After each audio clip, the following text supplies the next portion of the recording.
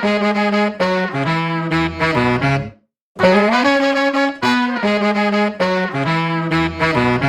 everyone, Neil Patel here. Thank you for downloading the latest episode of the Indian Startup Show. A quick announcement, if anyone is interested in creating their own podcast, you can check out my class on Skillshare.com. It's called Getting Your Podcast Off the Ground. I've been teaching this for over 15 months now and have over 500 students, and it's had great testimonials. So check out the show notes on this podcast for more information on how you can get started. I've been podcasting for over a year now. I really love it. You get to build something amazing that you own 100%. You get 100% creative control. You can do whatever you want, and it's a lot of fun. So check out the link on the show notes and you can do your own podcast. Okay, so on with the show. This week I chat to Ganesh Shanker. He's the co-founder of FluxGen. It's a startup company based in Bangalore. They've been developing a low-cost and local Internet of Things solution for energy and water management. So in this podcast, we'll talk about how we got started, how it actually works, the ups and downs of entrepreneurial life to bootstrapping the company. And we also talk about management styles and why the 14th of February is an important date. It's nothing to do with Valentine's Day.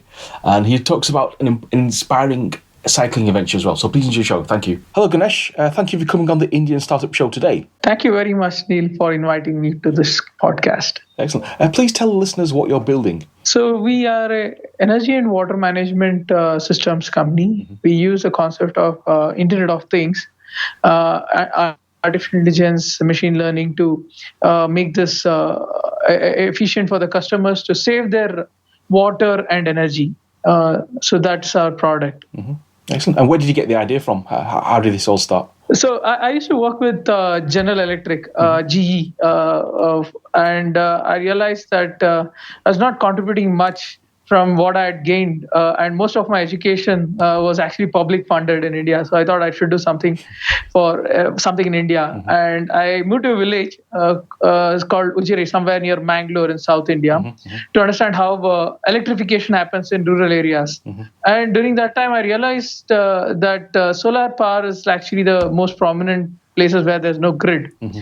And I realized that solar had become fairly unpopular because of the technology. It is not, people are not able to differentiate where it was things were going wrong in solar, and they're just blaming it on the solar panels. Then I realized that you should probably measure each parameter in a solar system, mm-hmm. and understand where what is going on wrong. And I realized the problem was not actually with the solar panels, but the overall system. So I realized that monitoring plays a very important role, mm-hmm. in actually building new forms of energy generation. I mean, making it popular and fixing the issues with this thing. So that's how we got into, I started this company called FluxGen Engineering in the end of 2011, mm-hmm. and wanted to focus on monitoring this solar plants. Mm-hmm. During this process, most of the plants were very far, so we wanted to put this data over internet. And then we started putting all the solar data into the internet, and we realized that it would help in monitoring anywhere in the world. So that's how we actually got into Internet of Things. We didn't know that what we were doing called Internet of Things, but we realized it was actually Internet of Things. And during this process, we also realized that it's as much as you generate electricity, if you can actually save energy, it is much better than actually generating more. So we actually started doing the measurement of energy consumption as well, apart from energy generation. Mm-hmm. We realized that the amount of water consumed actually plays a very significant role in energy consumption. Mm-hmm. If you can save water, you can actually save energy. Mm-hmm. So with this, we actually started connecting the water flow meters and water level also. This helped us understand that maximum share of energy actually goes in water pumping. And that's how we actually came up with our product, Energy and Water Manager, mm-hmm. which can save your water if you can first measure it and get some kind of a prescriptive alerts on saving it. Mm-hmm. And how's it going so far? Can you share some stats, perhaps? So it's been excellent in terms of journey, mm-hmm. But it's been a kind of up and down in terms of facing entrepreneurship. Mm-hmm. I mean, I call it excellent because I love troubles. I love challenges. I think that's what makes it exciting to be an entrepreneur. And we've been last year. I mean, in terms of we made about 1 crore revenue last year, and we are doing good. We are hoping to make a better revenue this year and in future. And I think initially it was very tough. I mean, you don't know where to start. I mean, I didn't really start this journey with a business plan. I mean, that is something the most stupid thing to do right now if I had to start a company. But back then, I was just kind of excited to just start off on my own, and I didn't really have much plans. But the journey has taught me many things. I mean, probably that's what probably I can share in this podcast. That I guess like what we want, what's the pain area that you are solving of a customer should be very clear when you start a company, and what's the value of that pain, and how solving that would either make you profitable or solve a social issue, social problem.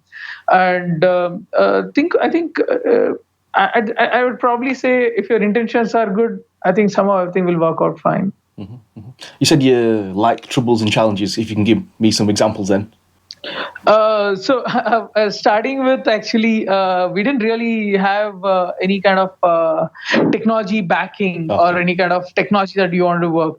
So I was like kind of very not sure how to start off. And so we were trying various tools, and that was one of the challenge at the start. And to build a team itself was a big challenge because you are zero and you're yourself not have much of a plan ahead. So how to get people on board to get to work with you. So that was again challenging at the start. But once we have clarity on what we are doing, what problem we are solving, it was much easy to get people on board and help them understand how solving this problem is going to benefit the society and also this learning. I mean, learning in this field would enhance their own growth. I think finance is also was a big issue. In fact, I started this company with my provident fund savings from my job in General Electric. Okay. I mean, 2011 September. It was not like this startup era of India had not really started up. So I just saved on money from my job and I started it. And so finance has also. I mean, I think finance. Problem in finance is not a negative thing. It's an advantage because you become more creative, and you actually come up with new ideas when you are actually in this kind of financial thing. So you want to develop something that makes more valuable case for your product. How long did it take you to get your first customer? Oh, it took nearly 1 year, 2 months to get our first customer. I mean, pretty much that period. I still remember the date. I mean, like it was 14th February. I never got any. I was never successful in love that way. That's Valentine's Day, I think.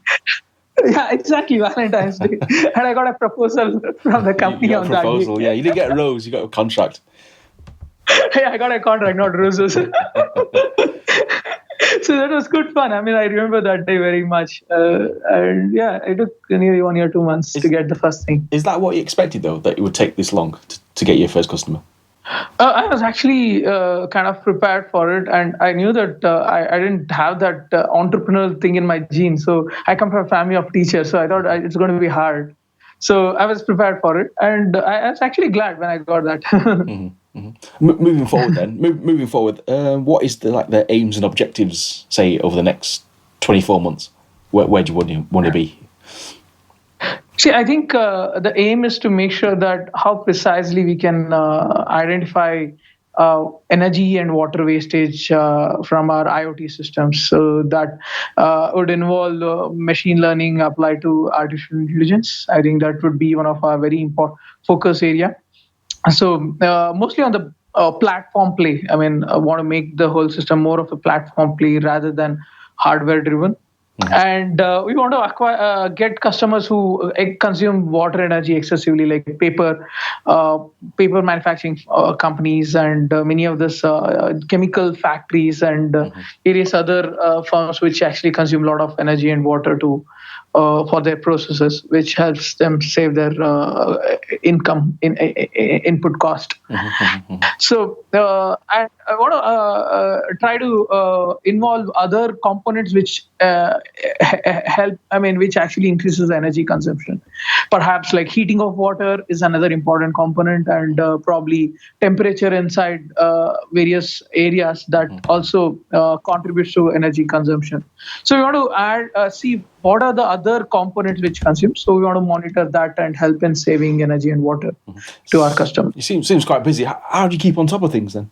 So I think I should credit most of the work that we do to my team. I think I've got an amazing team who actually kind of curious, and they are kind of really, they're just not doing the work that is probably given. They are actually evolving on their own to realize that there's so much of thing happening, and we have regular conversation, and they work in like a family. So I would say my contribution to the company is just probably 5%, 95% of work is done by my team. So I think the most important thing that I would say is my team is thinking. So that's helping me grow. So I think that's what I want to make sure that always happens in the company. The DNA of the company is like, you're not just giving work. It should be like the company thinks on its own to make things happen. What's your management style then? Is it like hands off then, I assume? So my management style is very simple. When I go to my colleagues, I ask them, you focus on the work, I'll focus on your career. Okay. So that has worked fine to me. And I truly think, if I have to tell you, that I started the company mainly to make a great work environment. And I always thought my colleagues should be really successful. I mean, the most successful people in this world. So I always focus on my people, I think, and they actually focus on the work. So if any progress has been done in the work, I think I should credit on that focus. So that's been my management focus. I focus on people, and people focus on the work. How would you compare the management style at GE to the one at FluxGen then?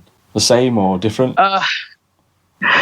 Yeah, of course. I mean, I think the core values of GE was imagination at work, and I really value that. Has helped me actually imagine a lot. But I think as the company is like a nearly 100-year-old company, so I would say it's one of the fantastic company to. I think that 2 years of my job in GE helped me almost like learn what I could learn in an MBA school. But I guess. I must probably I was not at the top of this one or something like that. So I didn't get that care for people that what I wanted. So my expectations were high in terms of what the people in the company should get. So I would say GE is a very customer-driven company, and in terms of FluxGen, I always wanted to make it employee-centric company. I mean, completely make sure that. So I don't know how it fares in terms of profit and loss, but at least I count happiness of my people above all. So I don't know if it is right to compare the management style of GE, but yes, I think with respect to FluxGen, it is about people first. But what were the reactions of your friends and family when you told them you were quitting GE to start up this business? You would probably laugh at it. My mother told me, "Who would marry you?"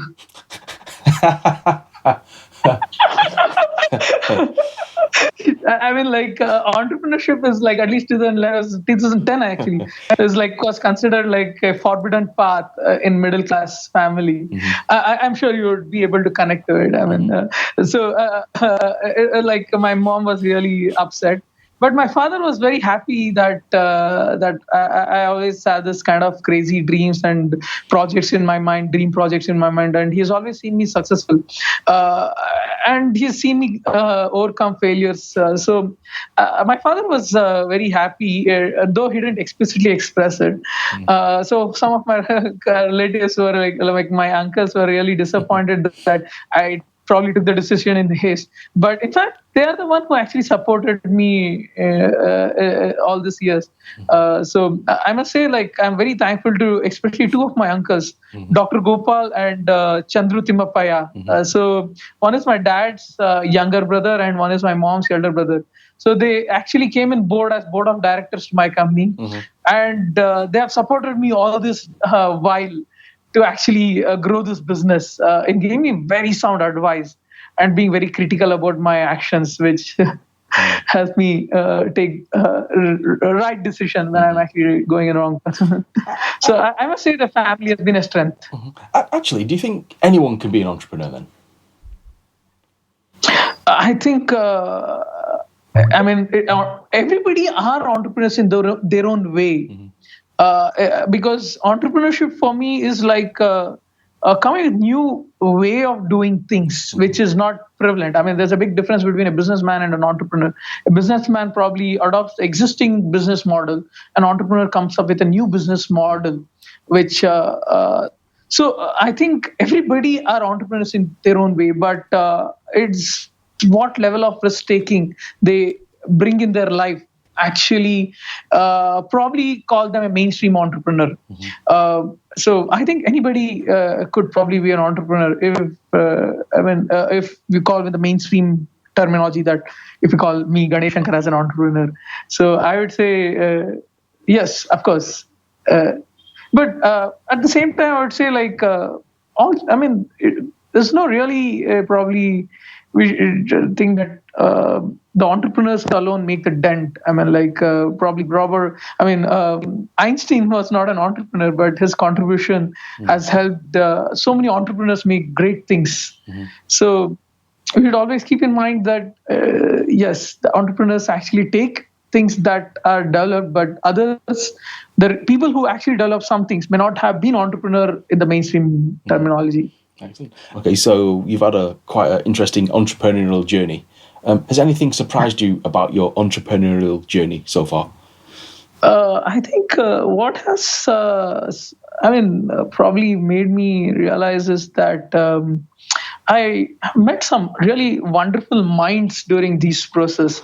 I think like entrepreneurship network that I actually built actually become from the good friends, and have been able to do a lot of other adventures, unlike just I've been able to do a lot of cycle rides during this process with these friends. So I would say entrepreneurship just opened up my whole friends network in different ways. And I mean the kind of internship that we offer in our company has helped us actually build things from people who are just so raw but with great imagination. So this has been a great learning as far as whole journey is concerned. So that's what I would say. The whole purpose, I think, has now become turned out to the learning. I've learned many new things, and the possibility of learning that would happen in the future, I don't know, it's just boundless. So that's what I think has been the some kind of an experience that I would say is fantastic. You mentioned the future. What is the future of Indian startups then? Is it still booming, or is a few going to fail in your view? So I think this is like the startup ecosystem in India is going to just grow like anything. I would say it has probably just started now. So I mean, like as you said, I mean, anybody could be an entrepreneur. The question that you would have asked me like 20 years back, my answer, if I was of this age, I would have said probably no directly. So it requires only sums. But considering that it has become more possible. So I think recently one of the chief minister of a major state in Karnataka said, an entrepreneur in every family is what is their vision for the state. So I think it's going to grow like anything. And creativity-wise, I think Indians are grown up in an environment where they have got some cultural advantage in terms of this on history and the mythology that we study. I somehow feel there's a cultural advantage. I mean, the kind of thinking Indians probably go through the great epics like Mahabharata, Ramayana, actually gives them a lot of insight about the philosophy at a very high level. And that actually opens up them to actually achieve greater and greater things. I mean, I think there's a great scope for the cultural advantage in to be more kind of with more fortitude to have and courage, which are very important aspect in entrepreneurship, like for risk taking that you say. So and the kind of ecosystem that we have, that the great software leaders built in 90s is going to play a very important role in actually building innovative products. And I would say the future of tech is somewhere lying around artificial intelligence and machine learning analytics, which are centered around software and the cloud. So, considering the fact India made big leads in 90s and 2000, so we'll probably catch up on that, especially in the tech space. And also in terms of maker movement is happening in India like anything. So a lot of makers are building. So fabrication, making products is also going to be much easier than before. So even the government initiatives in terms of Make in India and Startup India are also going to play a very crucial role in making products from India. I mean, that probably we would see a lot in the future. So that badge like Made in India, we would probably see a lot. And so there's definite advantage that Indians have because of the population as well. So, and considering the fact like a lot of engineers graduate from India, I think maximum in the world, if my stats are not wrong. So many part of the segment of engineers would actually take up entrepreneurship and tech. So this is like a really great scope for India to become one of the startup centers for the world. Last few questions then. What should first-time founders be focusing on, in your opinion? I think they should be focusing on the problem statement, what problem they're solving. And they should focus, also make sure that they spend little at the early stage and really be conscious on what they're spending on. And they should focus on a team, right kind of people into things. Like they should have complementary skill set. I think these are the three things that's on top of my head. And what's like the main quality that an entrepreneur should have? Patience. I think that's, if I have to say three important qualities, patience. I think that's what counts, because it's not going to happen overnight. It's going to take a long time, and they should have that kind of thing. It's all going to work out fine. I think that's the most important thing. And you mentioned cycling before. I believe you went on some sort of cycling adventure. Yeah, I mean, like, I think cycling has played a very important role in building this whole patience in my life. So after coming back from leaving my job in General Electric and coming back to Bangalore, I wanted to build an inspiration for my own self. I've always been inspired by people. I thought I should do something inspire me for next 10 years or so. So I started doing this long distance cycle rides. Like, we did the cycle ride from Bangalore to Goa, which is around 600 kilometers. And that journey was just amazing in terms of the kind of people we met, kind of experiences that we had, like a lot of cycle punctures and failing. So all this thing actually helped us to actually overcome a lot of difficulties, which built a mental strength. And after doing that cycle ride, I thought if I could do this cycle ride, I could probably do anything in this world. So that has acted as an inspiration to me so far in my entrepreneurial journey. So I think adventure has played a very important role. I've done so many cycle rides in this 5-6 years, around probably 20,000 kilometers cumulative. So On the same bike? every time, yeah, the cycle, yes. So I feel this cycle rides has acted as some kind of a sheet anchor role in my career so far.